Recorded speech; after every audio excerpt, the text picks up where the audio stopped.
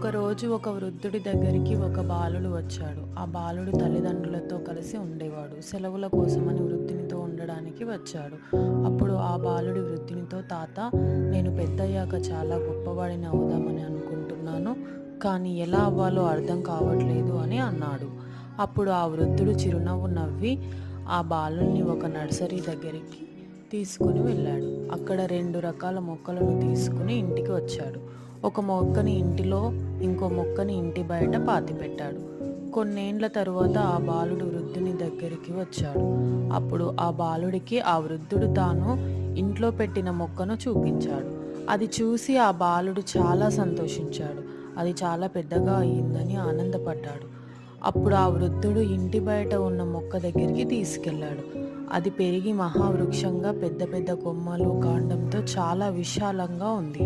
అది చూసి బాలుడు ఆశ్చర్యపోయి, తాత, ఇది ఇంత పెద్దగా ఎలా అయ్యింది అని అడుగుతాడు. అప్పుడు ఆ తాత, చూడు బాబు, ఇంట్లో ఉండే మొక్క ఆరోగ్యంగా మన సంరక్షణలో పెరుగుతుంది, కానీ బయట ఉన్న మొక్క ఎన్నో అవాంతరాలు, ఒడిదుడుకులు తట్టుకుని నిలబడుతుంది.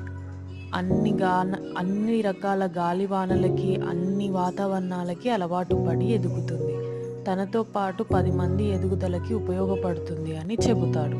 అంటే జీవితంలో వచ్చే అన్ని కష్టాలను ఎదుర్కొని నిలబడాలి, అప్పుడే మనం దృఢంగా ఉంటాము అని దీని అర్థం.